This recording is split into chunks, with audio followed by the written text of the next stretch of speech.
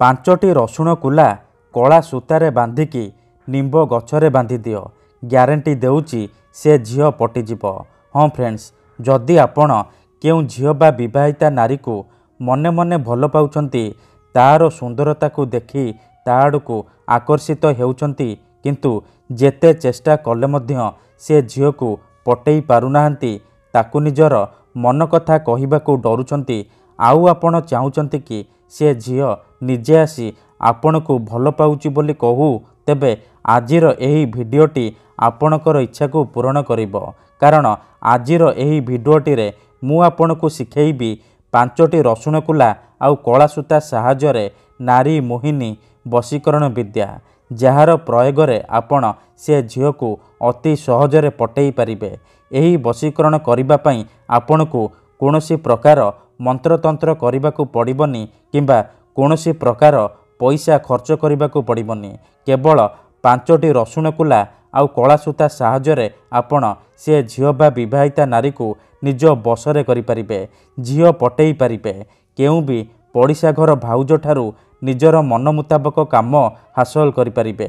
ସିଏ ଆପଣଙ୍କର ସବୁ ଇଚ୍ଛା ପୂରଣ କରିବ, ଯାହା ଚାହିଁବେ ତାହା କରିବ, କୌଣସି ପ୍ରକାର ବାଧା ଦେବ ନାହିଁ। ନମସ୍କାର ଫ୍ରେଣ୍ଡସ୍, ଓଡ଼ିଆ ଫଣ୍ଡା ଚ୍ୟାନେଲକୁ ଆପଣମାନଙ୍କୁ ସ୍ୱାଗତ। ଯଦି ଆପଣ ଝିଅ ପଟେଇବାକୁ ଚାହୁଁଛନ୍ତି କିମ୍ବା ବିବାହିତା ନାରୀକୁ ପଟେଇବାକୁ ଚାହୁଁଛନ୍ତି, ତେବେ ଆଜିର ଏହି ଭିଡ଼ିଓଟିକୁ ପୁରା ଧ୍ୟାନ ସହିତ ଶେଷ ପର୍ଯ୍ୟନ୍ତ ଦେଖିବେ।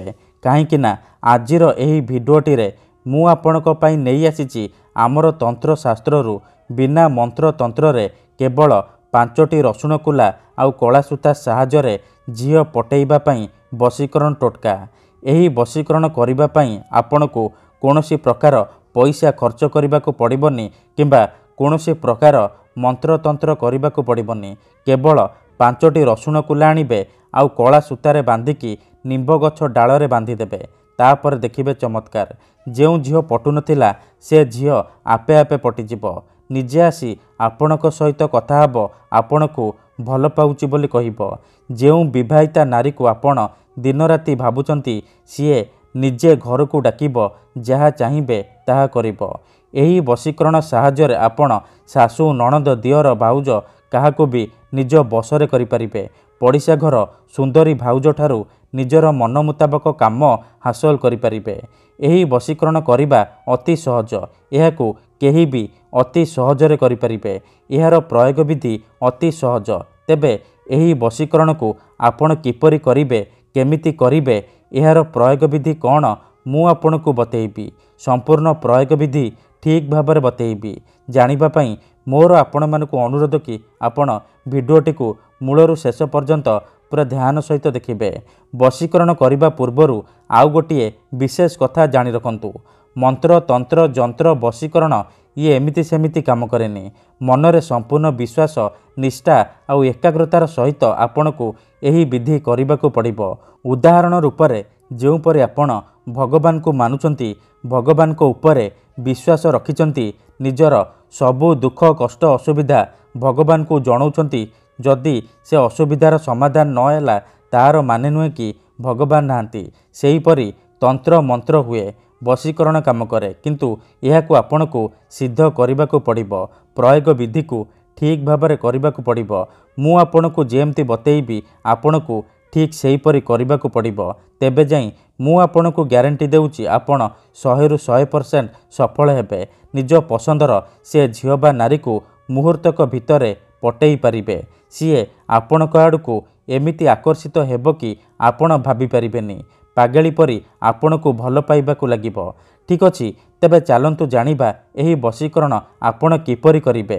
ତା ପୂର୍ବରୁ ମୋର ଆପଣମାନଙ୍କୁ ଅନୁରୋଧ କି ଯଦି ଆପଣ ଆମ ଚ୍ୟାନେଲକୁ ନୂଆ ଆସିଛନ୍ତି, ତେବେ ଦୟାକରି ଚ୍ୟାନେଲକୁ ସବସ୍କ୍ରାଇବ୍ କରି ପାଖରେ ଥିବା ବେଲ୍ ଆଇକନ୍କୁ ମଧ୍ୟ ଦବାଇ ଦିଅନ୍ତୁ, ଯାହାଦ୍ୱାରା ଆମେ ଯେଉଁ ବି ଭିଡ଼ିଓ ଅପଲୋଡ଼ କରିବୁ ସର୍ବପ୍ରଥମେ ଆପଣ ଦେଖିପାରିବେ।